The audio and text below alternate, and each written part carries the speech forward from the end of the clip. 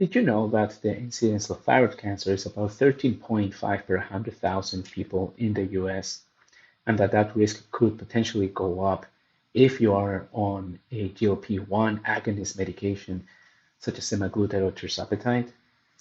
If you are interested in this topic, stick around.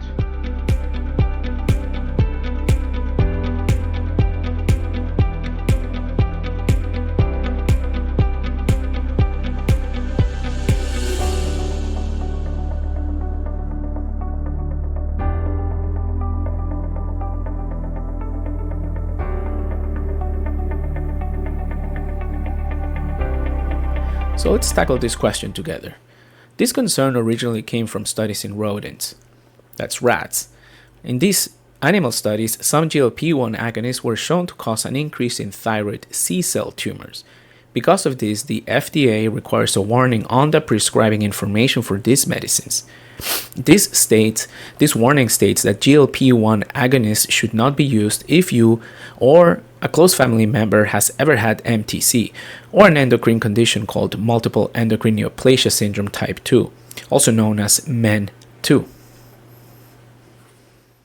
Now, it is important to know that what happens in rodent studies doesn't always directly translate to humans. Our thyroid glands are very different. Fortunately, we now have several large studies looking at people who have used these medications. So, what does the human data show?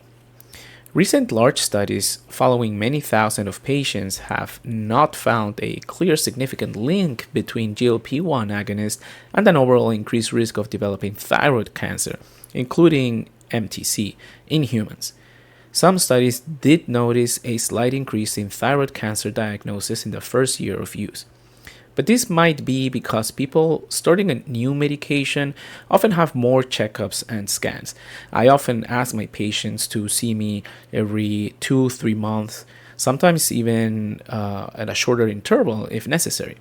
So, these patients starting new medications might lead to earlier detection of thyroid issues that they were already there and not necessarily associated with the GLP-1 medication. The absolute risk, meaning the actual chance of this happening, of thyroid cancer happening while you're on a GLP-1 medication, remains very low.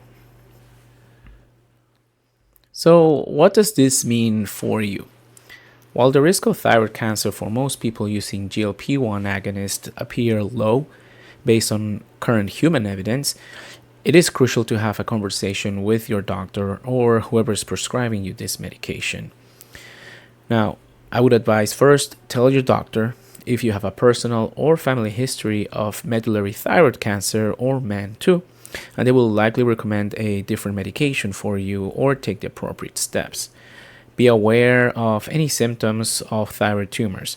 Now, these symptoms can be a little bit obscure, difficult to identify, but the most direct ones can be a lump or swelling in your neck, trouble swallowing, shortness of breath, or persistent hoarseness, just feeling something around the throat area. Report any such symptoms to your doctor promptly. Your doctor can discuss your individual situation, weigh the benefits of GLP-1 agonists for your health, and explain any potential risks in a way that's relevant to you. The goal is to make an informed decision together.